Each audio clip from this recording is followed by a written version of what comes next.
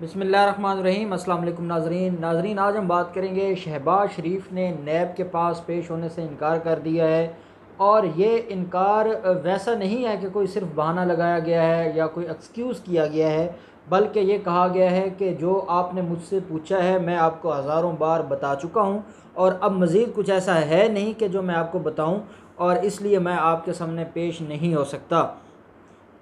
अता तारड़ जो इस वक्त सेक्रेटरी जनरल हैं PMLN के, उनके हाथ एक जवाब भिजवाया गया है। ये जवाब जहाँ शहबाज शरीफ का है वहीं शहबाज शरीफ की फैमिली का भी है।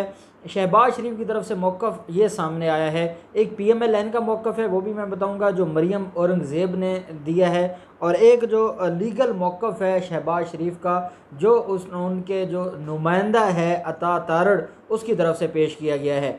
अता तारड़ ने यह कहा है कि नैब शहबाज शरीफ को जिस केस में बुला रही है, शहबाज शरीफ पहले उन्हीं केसेस में जेल भी काट चुका है और 8 से 10 दफ़ा इंक्वायरीज़ में पेश भी हो चुका है, हर सवाल का जवाब दे चुका है, हर डॉक्यूमेंट दे चुका है। अब उसके बाद शहबाज शरीफ को बुलाना उनकी समझ से बाहर है। इसलिए शहबाज शरीफ नहीं समझते कि कोई ऐसी नई चीज़ है कि जो शहबाज शरीफ ने देनी है, या कोई ऐसा नया डॉक्यूमेंट है जो पहले रह गया था और अब दोबारा शहबाज शरीफ ने वो पेश करना है, या कोई ऐसी नई बात है कि जिसकी बुनियाद पर यह कहा जा सकता है कि शहबाज शरीफ को दोबारा पेश होना कोई ज़रूरी है, इसलिए शहबाज शरीफ पेश नहीं होगा।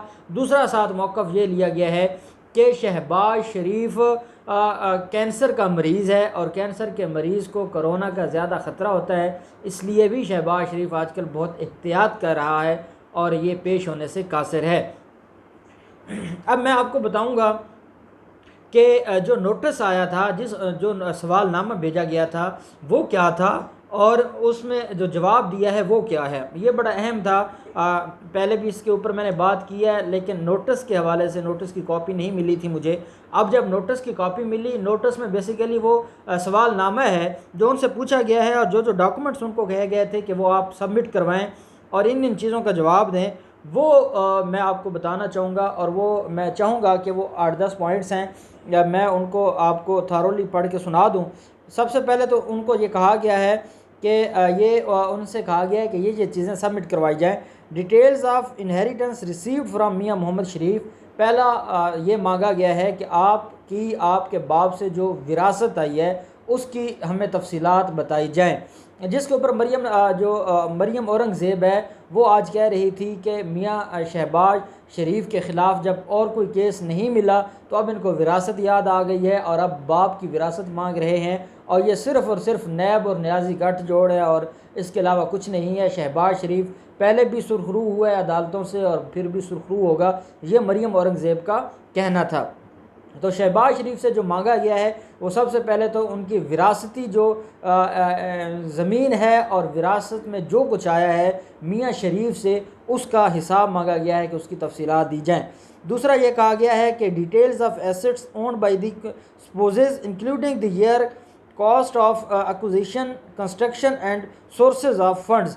ये पूछा गया है कि आपकी फैमिली के जो लोग हैं उनके अकाउंट्स, उनकी डिटेल्स दी जाएं, और ये जो 2008 से 2018 तक जो उन्होंने कोई कंस्ट्रक्शन की है, जो उन्होंने कुछ एक्वायर किया है, जो कुछ उन्होंने कमाया है, जो कुछ उनके अकाउंट्स में आया है, वो सारी की सारी डिटेल्स पूरी फैमिली की मांगी है नैब ने। तीसरे नंबर पे नैब कहता है कि sources of foreign remittance of 11 crore 22 lakh 91,307 received in year 2009 and year 2010 by Nusrat Shahbaz शरीफ।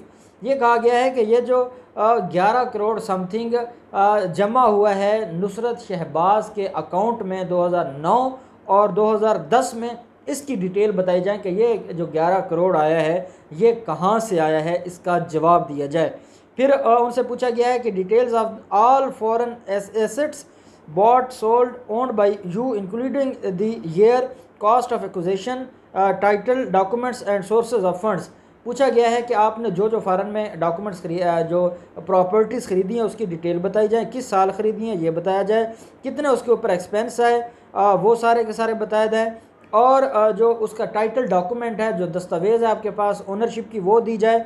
और साथ कहा गया है कि उन फंड्स का ज़राए बताया जाए, ज़रिया बताया जाए, सोर्स बताया जाए कि वो पैसे आपके पास कहाँ से आए।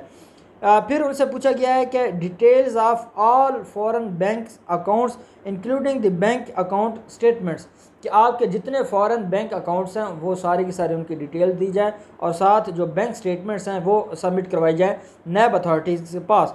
इसी तरह कहा गया है कि details of houses and plots gifted to spouses located at मौज़ा मखनियाल तहसील हरीपुर, ये कोई वर्ड है पता नहीं, लेकिन तहसील हरीपुर में कोई प्लाट ख़रीदा गया है नुसरत शहबाज के नाम, और उसका टाइटल डॉक्यूमेंट भी मांगा है। इसी तरह कसूर में कोई नुसरत शहबाज के नाम कोई प्रॉपर्टी है, उसका रिकॉर्ड मांगा गया है। और ये कहा गया है कि जो इनको गिफ्ट मिले हैं शहबाज शरीफ की फ़ैमिली को, अब मैंने आपको बताया कि शहबाज शरीफ की वाइफ, शहबाज शरीफ की बेटियां और बेटे, इनको जो गिफ्ट मिले हैं अरबों रुपए के, उनका हिसाब मांगा गया है नैब अथॉरिटीज़ की तरफ से। इसी तरह कहा गया है कि details of vehicles received as gift, जो आपने जो आपको गिफ्ट दी गई हैं गाड़ियाँ, उसकी भी आप डिटेल बताएं। और साथ आगे कहा गया है कि जिनकी डिटेल आपने ECP में जो जमा करवाई है इलेक्शन कमीशन ऑफ पाकिस्तान के पास, और जिनकी नहीं जमा करवाई उन सब की डिटेल्स जमा करवाई जाए। अब ये सवालनामा था। अब इसके ऊपर अता तारड़ और मरियम औरंगज़ेब ये कह रहे हैं कि ये पहले वो इसके सारे सवालों के जवाब दे चुके हैं। मैं अब आपको बताऊं, इस वक्त शहबाज शरीफ के ख़िलाफ़ पहले 2 केसेस चल रहे हैं। एक तो शहबाज शरीफ के ख़िलाफ़ केस चल रहा है आशियाना हाउसिंग स्कीम का, और एक रमज़ान शुगर मिल केस का।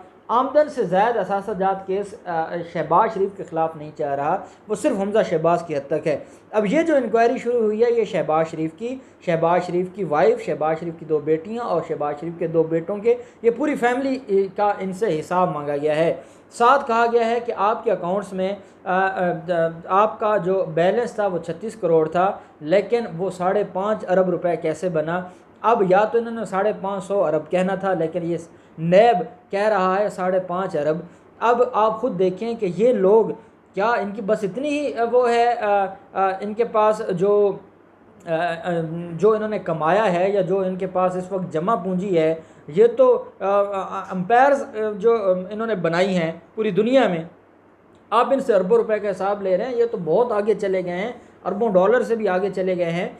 आप इनसे कहते हैं जी कि 550 अरब का हिसाब दें, तो ये सारे हिसाब किताब मांगे गए हैं। अब शहबाज शरीफ का ये कहना कि मैं पहले पेश हो आया हूँ, मैं पहले सारी डॉक्यूमेंट्स दे आया हूँ, ये जो सवालनामा दिया गया, जो इसमें पूछा गया, ये पहले इसका सवाल और ये सवालात नहीं हुए, ये डॉक्यूमेंट्स नहीं पेश किए गए, ये रिकॉर्ड नहीं मांगा गया, क्योंकि आशियाना हाउसिंग स्कीम एक अलग चीज़ थी। रमज़ान शुगर मिल केस में वो एक जो 10 किलोमीटर का एक नाला बनाया जाता है, उसके हवाले से पूछा गया।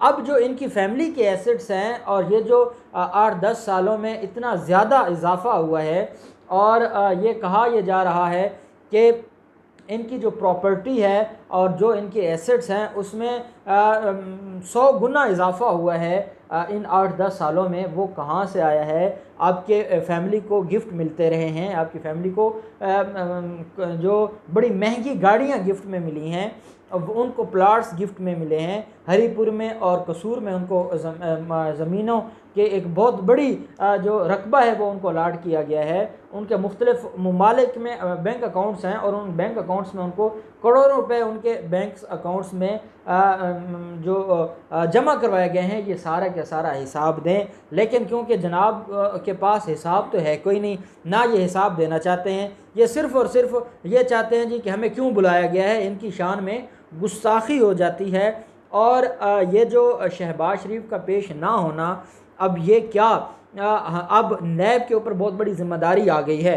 अगर तो नैब वाकई सिंसेर है तो नैब ने जैसे पहले जिन लोगों को नोटिस किए हैं वो नहीं आते तो उनके नॉन अवेलेबल वारंट इशू किए जाते हैं, और नॉन अवेलेबल वारंट इशू करके उनको अरेस्ट किया जाता है।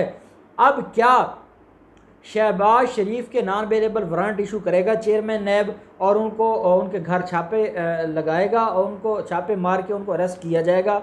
अगर तो छापा मार के और नॉन अवेलेबल वारंट जारी करके उनको अरेस्ट किया जाता है तो हम कहेंगे कि नैब वाकई बग़ैर किसी प्रेशर के काम कर रहा है। और अगर वो जो मुल्ज़िम है वो इतना जो लाडला है और वो ये कह रहा है कि मैं नहीं आ रहा, मैं पहले इतनी दफ़ा पेश हुआ हूँ, अब पेश होने की ज़रूरत नहीं है, कि भाई तूने ज़रूरत बतानी है कि पेश होना है या नहीं होना, या ये इन्वेस्टिगेशन अथॉरिटीज़ का काम है कि वो जिसको चाहें बुला लेते हैं और वो आपसे पूछ पूछ करते हैं, आप कोई सवाल का जवाब होता है तो आप दे देते, नहीं तो आप वापस आ जाते। ये कहना कि जो कुछ था मैं दे आया हूँ, अब कुछ है नहीं, नैब वैसे ही मुझे बुला रहा है, तो ये जो इतना कॉन्फिडेंस है उनके पास वो कहाँ से आया है? और क्या अब नैब अपनी ज़िम्मेदारी पूरी करेगा?